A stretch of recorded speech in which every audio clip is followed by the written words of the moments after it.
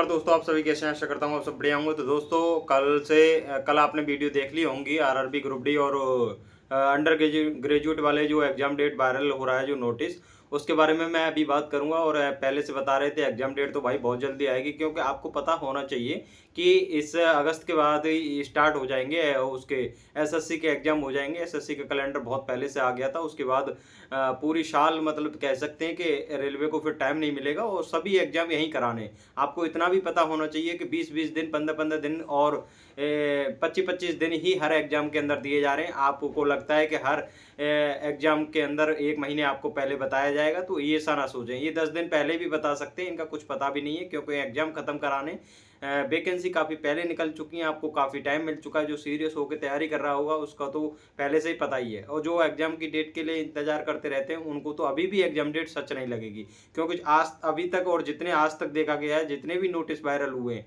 सभी को ये माना गया है 2 जून के लिए एनटीपीसी का नोटिस वायरल हो रहा था। 5 जून से एग्जाम हो गया था, 1-2 दिन इधर उधर हो जाता है। जो भी नोटिस वायरल होता है, ये अंदर की खबर होती है। ये नोटिस पहले ही वायरल हो जाते हैं, उससे पता चल जाता है कि कब एग्जाम होगा। अंडर ग्रेजुएट ग्रुप डी और एएलपी सीबीटी 2 के बाद उसका सहायकों का रिजल्ट के बारे में भी और सहायकों का जो एग्जाम डेट है उसके बारे में बता दिया। एक दिन में उसका पेपर हो जाएगा। बाकी मैं उस पर बात करता हूँ। कल देखो, कल 7 तारीख को मतलब, और आज इस टाइम पेपर नहीं था, लेकिन कल जो यूट्यूब के अंदर जो एकदम क्या कहें अब उनके बारे में क्या बोलें। इनके इतने इतने बड़े बड़े प्लेटफॉर्म हैं, जबकि 5 मिलियन 3 मिलियन उनके सब्सक्राइबर थे, और उसके बाद भी वो कल 7 तारीख को पेपर ना होते हुए भी वो एनालिसिस करा रहे थे। 7 तारीख एनटीपीसी एनालिसिस। अब उनके आपने वीडियो देख लिया होगा, और उस बंदे ने वीडियो काट भी दी होगी। बहुत बड़ा प्लेटफॉर्म है, उसके क्या नाम लें, क्योंकि उनको शर्म तो रही नहीं है पहले से ही। क्योंकि 7 तारीख को उन्होंने बता दिया कि करंट अफेयर के 20 क्वेश्चन आए थे, मैथ के 4 आए थे, और टिक्नोमेट्री के आए थे, एडवांस इतना आया था, रीजनिंग इतनी आई थी, करंट इतनी आई थी, हिस्ट्री पॉलिटी जियोग्राफी सब कुछ बता दिया था कल उन्होंने एनालिसिस करके। और बच्चे भाई वहां पर लाइव भी थे, 400-500 बच्चे लाइव भी थे और उनकी वीडियो देख भी रहे थे। ये भी पता नहीं, जो तैयारी कर रहे हैं उनको ये भी पता होता है कि नहीं होता कि एग्जाम कब है कब नहीं है। मुंह बंद करके, आंख बंद करके पता नहीं ये तैयारी करते रहते हैं। इनको इतना तक नहीं पता जो तैयारी कर रहा है कि एग्जाम कब कब किस डेट को है, और हमको किस बंदे का एनालिसिस देखना चाहिए, किसका नहीं देखना चाहिए, किसकी मैराथन लेनी चाहिए, किसकी नहीं लेनी चाहिए। फालतू का बस टाइम को खराब करना होता है। फालतू का गाड़ी को धक्का दे रहे हैं, जैसे एक खराब गाड़ी होती है ना, उसको धक्का देके चलाया जाता है, ऐसे ही अपनों खुद को चला रहे हैं। मतलब टाइम पास कर रहे हैं, कुछ नहीं है। और यही भीड़ होती है। 49 लाख कुछ बच्चे हैं एनटीपीसी के अंदर, जो कि सभी देखो सीरियस होकर नहीं पढ़ रहे होंगे। 8,000 कुछ वैकेंसी, 8,000 में से 8,000 ही सेलेक्ट होंगे इतने बच्चे। उससे पहले जितना भी ये कचरा है ये सब बाहर निकल के अलग हो जाएगा। तो इनको जो सीरियस नहीं है, जो बेचारे मेहनत कर रहे हैं, जो प्री क्वालिफाई करके एंड तक पहुंचेंगे, उनको उनका अलग है। क्योंकि थोड़ा बहुत मेहनत कम रह गई होगी तो इस वजह से रुक जाएंगे, प्रैक्टिस कम रह गई होगी, या कुछ प्रेशर की वजह से क्वेश्चन गलत हो जाते हैं, या कुछ गलतियां हो जाती हैं, उन बच्चों का तो अलग है। लेकिन जो फालतू की जो इतनी भीड़ है, लाखों की भीड़ है, लाखों के फॉर्म भर गए, ये अपने आप को धक्का दे रहे हैं। क्योंकि वही लोग हैं जिनको पता ही नहीं 7 तारीख को पेपर नहीं था, वो एनालिसिस धुआंधार देख रहे हैं और उसी पर लगे पड़े हैं। इनको चिल्ला चिल्ला करके पहले भी बताया जा रहा था कि अर्थमेटिक सबसे ज्यादा फॉलो किया जा रहा है, और एडवांस की धुआंधार क्लास ले रहे हैं, 12-12 घंटे की क्लास ले रहे हैं, जबकि उनसे कुछ भी नहीं आ रहा है, कुछ भी नहीं फंस रहा है। एलपीसीबी 2 के अंदर ही भी टीचरों ने काफी धुआंधार हल्ला मचाया था कि हमारी मैराथन से ये आएगा, 300 क्वेश्चन कर लीजिए, ट्रेड फंस जाएगी, वो फंस जाएगी। ट्रेड में भी कुछ नहीं हुआ था। जो बच्चे पास हो गए वो टीचरों की तारीफ कर रहे हैं। ऐसा नहीं कि हर टीचर खराब है, बहुत अच्छे अच्छे टीचर हैं। एसएससी के अंदर काफी अच्छे टीचर हैं, रेलवे के अंदर भी काफी अच्छे टीचर हैं। लेकिन कुछ ऐसे चुनिंदा भी टीचर हैं जो कि चंद व्यूज के लिए कुछ भी पढ़ाते रहते हैं, कुछ भी सैंपल पेपर, कुछ भी एनालिसिस कराते रहते हैं, कुछ भी बकते रहते हैं। उन्हें पता है कि इस टाइम स्टूडेंट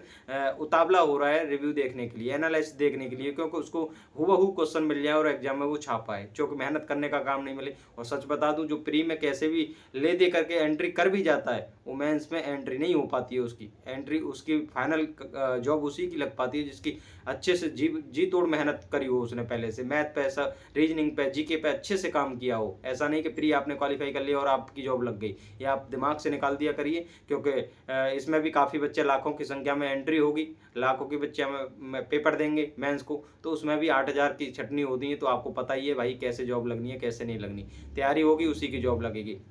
उसके बारे में चलो आपको पता ही चल गया है। और आप ना उन उन ऐसे-ऐसे लोगों का भी एनालिसिस देख रहे हैं जो मतलब अभी पेपर दे के आया, कल दे के आया, वो बता रहा है, कुछ भी बक रहा है। मैंने उनके एनालिसिस देखे थे, वो कुछ भी बकने को लग रहा है कि मेरा पेपर ऐसा हुआ, मैं कैसा करके आया, मेरा कितने क्वेश्चन करे, वो भी बक रहा है। तो आप उसकी भी बात को मतलब दिल पे लेके और अपनी उससे देख रहे हैं, 20-20 हज़ार लोग उसकी व्यूज़ आ रहे हैं।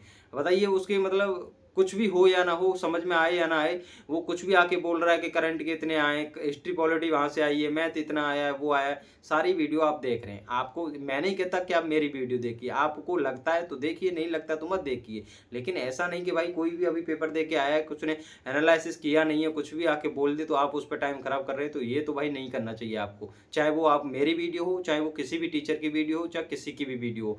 आपको गलत कोई राह दे रहा है, गलत रास्ते पे चलने को कह रहा है, तो उसकी भाई वीडियो बिल्कुल ना देखें। चाहे आपको कैसा भी लगे, सामने वाले को कैसा भी लगे, आपको बुरी लग रही है बातें, तो ऐसा कल एक भाई कमेंट कर रहे थे कि आप टीचरों के बारे में इतना बोलते हैं। भाई कैसे नहीं बोलूँ मैं, बताइए। आप देखिए यहाँ लगातार 12-12 घंटे की मैराथन चलती है, उसका कोई काम है? आपके एग्जाम दे के आए हो, उसमें कोई महत्व है? नहीं है ना। पीवाईक्यू उन्होंने कराया, पीवाईक्यू पे आप कम कर लेते, काम हो जाता। आपको हूबहू क्वेश्चन वहाँ पे देखने को मिलते, पीवाईक्यू आ रहे हैं रिपीट। अभी तक जितने भी एग्जाम हुए हैं, सब में पीवाईक्यू थोड़ा बहुत पैटर्न चेंज किया गया है, हार्ड क्वेश्चन बनाया गया है, लैंग्वेज बदली गई है अर्थमेटिक के अंदर, बस इतना हुआ है। रीजनिंग ऐसी की थी वैसी की आ रही है। और मैं बता दूं आपको, ग्रुप डी का जो एग्जाम हुआ 2022 के अंदर, पूरा उसको फॉलो किया गया है। अब किसने ग्रुप डी के प्रैक्टिस सेट लगाए, किसने नहीं लगाए, उसको पता चल जाएगा। जिसने लगाए उसको पेपर बहुत अच्छा लग रहा होगा। कल टेबल वाला ऐसा क्वेश्चन आता है रीजनिंग में, वो ग्रुप डी के अंदर आया हुआ था, इससे पहले और किसी एग्जाम में नहीं दिया था, इसमें जोड़ दिया। वो काफी ऐसे क्वेश्चन है ग्रुप डी के अंदर, अभी एग्जाम में नहीं जोड़े, आगे आगे वाली शिफ्ट है जितनी भी होंगी, उनमें उन क्वेश्चनों को अटैच कर दिया जाएगा। तो ऐसे पेपर के बदलाव होता है, ऐसा नहीं पीवाई की उसको कुछ अलग दे दिया जाएगा। इतने साल बाद पेपर हो रहा है और फिर भी सिलेबस चेंज कर देंगे, तो आप सोचिए कितना फर्क पड़ेगा स्टूडेंट पे। तो वो भी सोचते हैं जो भी पेपर बनाया जाता है। तो आपको बता दूं, ग्रुप डी के अंदर देखो 29 जून से ही उसका नोटिस वायरल हो रहा है अंडर ग्रेजुएट का। इसमें आपको टाइम नहीं मिलेगा। कह सकते हैं कि 29 जून का हो रहा है, जुलाई 1-2 जुलाई में आपको एग्जाम डेट मिल जाएगी, लेकिन इससे आगे आपको डेट नहीं मिलेगी, क्योंकि इसके बाद तुरंत उसी का पेपर होना है। उसके बाद 7वें महीने में आपको उसका पेपर दिखाया जा रहा है, मतलब 21 तारीख है। नोटिस में आप देख लेना, मुझे कंफर्म नहीं पता है क्योंकि मैंने रात देखा था और इतनी मैं जल्दी देख भी नहीं पाया था नोटिस को। आप उसको अच्छे से नोटिस देखोगे 21/7 में, और उसका पेपर है ग्रुप डी का। डेट दिखाई जा रही है और इतना होगा क्योंकि उसके बाद में फिर एसएससी के पेपर है सभी, उसके बाद डेट नहीं मिलेगी आपको। मैं लगातार पहले से चिल्लाता आ रहा हूँ, ग्रुप डी वाले जो भी स्टूडेंट तैयारी कर रहा है, ग्रुप डी वाले सबसे पहले अपना मैथ और रीजनिंग पे पूरी मतलब फोकस रखें और साइंस को थोड़ा थोड़ा पढ़ते रहें, हर चैप्टर को। जैसे कि सबसे ज़्यादा फिजिक्स और बायोलॉजी पे ध्यान दे दीजिए, और जितनी भी केमिस्ट्री की रिएक्शन वगैरह हैं उन पर सबसे पहले आप अपने नोट्स बना लीजिए। आप नोट्स नहीं बना पा रहे, आपको मैं नोट्स दे दूंगा, उसके लिए टेलीग्राम ज्वाइन कर लें। मैं उसको आपको साइंस के बेहतरीन से बेहतरीन नोट्स बना करके 9th एंड 10th की एनसीईआरटी से निचोड़ निकाल करके सारे नोट्स दे दूंगा, आपको टेलीग्राम पे मिल जाएंगे। मैथ रीजनिंग के मैं कोशिश करूंगा आपको, जो आपको मैथ में चैप्टर कमजोर है, जो कि मेरे नोट्स से आप नहीं समझ पाते हैं, क्वेश्चन नहीं होते हैं उसमें किसी चैप्टर के, क्योंकि कॉपीराइट आ जाएगा टेलीग्राम पे, उसके लिए मैं क्वेश्चन नहीं डालता हूँ किसी की टीचर की पीडीएफ, क्योंकि अभी मेरे पास उन्हीं की पीडीएफ है, किसी से मैंने पढ़ा है। और हर कोई स्टूडेंट भी है, पढ़ता आता है, जो टीचर भी है वो भी किसी ना किसी से पहले पढ़ा होगा। तो मैं इंतजाम कर रहा हूँ आपके लिए, एक बोर्ड ले आऊँगा, उससे आपके जितने भी डाउट होते हैं, जितने भी क्वेश्चन टाइप के बनते हैं हर चैप्टर के अंदर, मैं आपको बहुत शॉर्ट में और बहुत अच्छे एक ही मेथड से, ज़्यादातर कोशिश की जाएगी हर चैप्टर को एक ही मेथड से करने की, जिसमें कि बेसिक मेथड होता है और उसमें बहुत फास्ट क्वेश्चन हर एक कोई लग जाता है। जैसे कि आप काफ़ी एक चैप्टर में 20-20, 25-25 ट्रिक रटते हैं, और रटने के बाद वो याद नहीं रहती हैं, फिर क्वेश्चन का सोचते हैं कि यार इस क्वेश्चन में कौन सी ट्रिक लगेगी, ये कन्फ्यूजन हो जाती है आपको। तो ये सारी दिक्कतें आपकी खत्म हो जाएंगी। काफ़ी चैप्टर है, ऐसा नहीं हर किसी में एक ही मेथड लग जाएगा, तो ऐसा भी नहीं होगा। तो आपको उस हिसाब से मैं आपको मैथ पढ़ा दूंगा, जितने भी मेरे नोट्स होंगे आपको एक एक नोट समझ में आएगा, अच्छे से समझ में आएगा। बाकी ग्रुप डी वालों के लिए ये काम किया जाएगा, क्योंकि अभी इनके पास टाइम है। अभी से अगर इन्होंने तैयारी नहीं करी, मैथ रीजनिंग सही नहीं किया, तो सिलेक्शन नहीं होगा। और अंडर ग्रेजुएट वाले जितने भी हैं भाई, एनटीपीसी का पेपर चल रहा है, जिनका हो गया है वो आराम ना करें और रेस्ट में न जालें और घूम रहे हैं, फिर रहे हैं, मजे कर रहे हैं कि पेपर हो गया। तुरंत अंडर ग्रेजुएट का पेपर पेपर होगा, इसमें थोड़ा ऊंच नीच हुई तो आपका वहाँ सिलेक्शन हो जाएगा।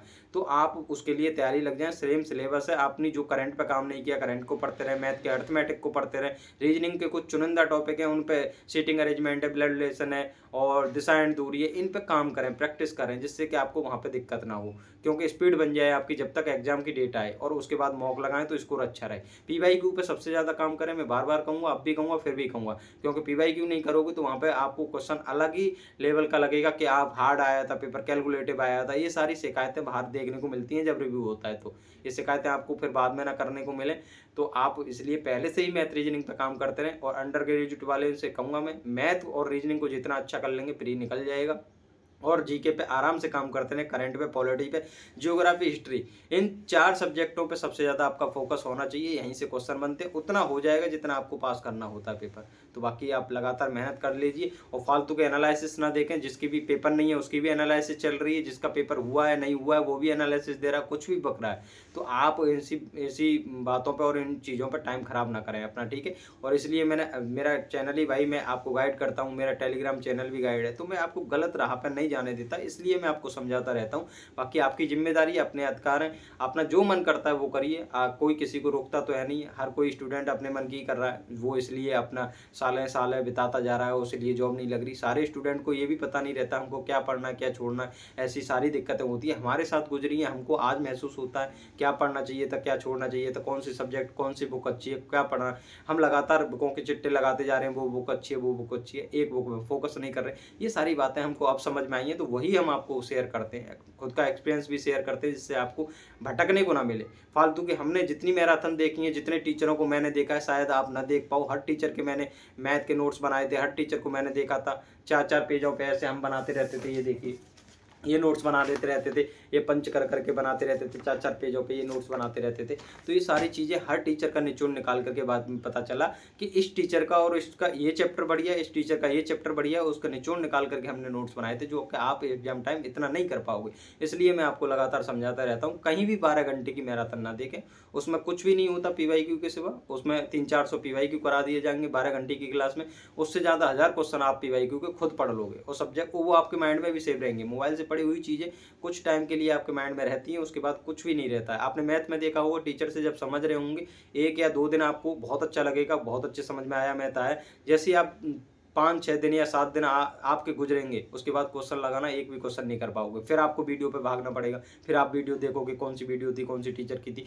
इसलिए आपका मैथ और रीजनिंग सही नहीं हो पाते हैं। तो आपको ये नहीं करनी है गलती, एक बार पढ़ना है, किसी से बैच ले लिए, कोई चैप्टर समझ में नहीं आ रहा उससे समझ लिया, समझने के बाद तुरंत अप्लाई करिए चैप्टर पे। आप देखिए मैथ आपका ये 3 महीने में सही ना हो जाए और दबा के प्रैक्टिस करिए, आपको अलग कॉन्फिडेंस आएगा एग्जाम के लिए, आपको लगेगा कि मेरी जॉब तो लगी जाएगी, कोई नहीं रोक सकता। अलग कॉन्फिडेंस आता है, जब तैयारी नहीं होती तब हमें को लगता है यार सिलेक्शन होगा या नहीं होगा, बहुत कठिन पेपर आ रहे हैं, कैसे कट ऑफ क्लियर होगी, तो ये सारे डाउट तभी आते हैं, ठीक है।